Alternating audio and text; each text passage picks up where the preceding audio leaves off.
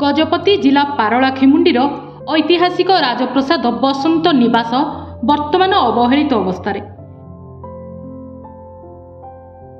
यार पुनरुद्धार काम 22 वर्ष है चली जे सरिबार ना धरुनी। इतिहास पृष्ठारे राजप्रसाद जो परिचय रही ताहा एबे लिभिबाकु बसिलाणी। 2003 मसीहा पूर्वरु एही राजप्रसाद कृष्णचंद्र गजपति महाविद्यालयर तत्वावधान रही। परवर्ती समय रे पर्यटनर विकास को दृष्टि रखी राज्य सरकार पर्यटन विभाग को हस्तांतर करी एहार पुनरुद्धार कार्यक्रम आरंभ करथिले। पुनरुद्धार काम पाई 67 लाख टंका व्ययबराद होइतिला।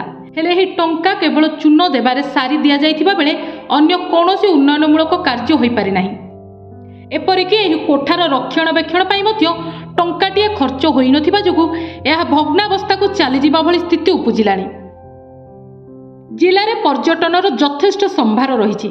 एहार विकास होइथिले जिलार अर्थनैतिक अभिवृद्धि होई पारंता एवं स्वतंत्र उत्कल प्रदेशर निर्माता तथा पारला महाराजा श्री कृष्णचंद्र गजपति स्वप्न साकार होई पारंता। किंतु प्रशासनिक उदासीनता एवं राजनैतिक इच्छाशक्तिर अभाव एथिरे बाधक साजिछि। वर्तमान प्रासादर अनेक मूल्यवान जिनिस विशेषकर दुर्मूल्य काठरे निर्मित विभिन्न सामग्री चोरी हो जाइछि, जहाकु ने लोके असंतोष प्रकाश करने सह थाना रे एतला मध्य दैछंती। एठारे दीर्घ 14 वर्ष हला मु 2014 मसीहारू पर्यंत मु प्राणायाम आसन प्राणायाम ये सब जाक करी आसुची। पिला माने अन्य सीनियर सिटीजन माने मध्ये एठारे करूछंती।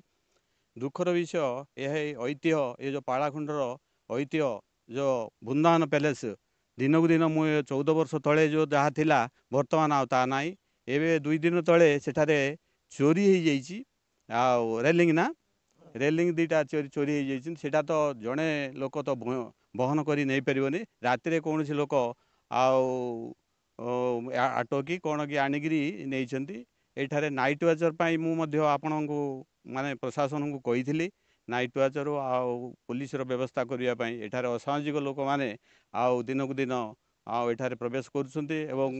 छुआ बेलू पारलाखेमुंडी मो जन्म आम सब बाहर परिचय देऊ जे कृष्णचंद्र गजपति नाम द्वारा आम सब ओडिशार लोक आमको चिन्हती।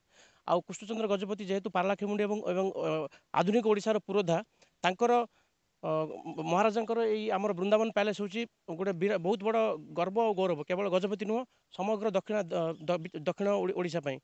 किंतु आज आज्ञा यही पैलेस जराजीर्ण अवस्था देखिकी बहुत दुख लगुच। यहाँ हूँ पुराना ऐतिहासिक राजांर ये को किए यार रक्षणाबेक्षण किए यार तदारख किए करना। प्रशासन आम बीएन पैलेस गोटे ग्रुप करछु।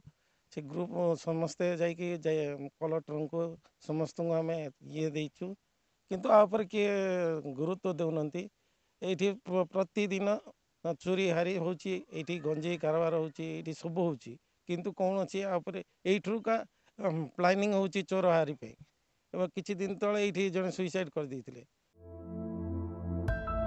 बसंत निवास बा बीएन पैलेस जो कारीगरी रे निर्माण होइतिला ताहा सारा भारत रे द्वितीय बोली बुद्धिजीवी माने कहती। स्वतंत्र ओडिशा प्रदेश गठनर मुक साक्षी एही राजप्रसादर उन्नति एजे आखि दृश्य होई पारिलानी। एहाकु किंतु खंडन करिसेंती जिला पर्यटन अधिकारी।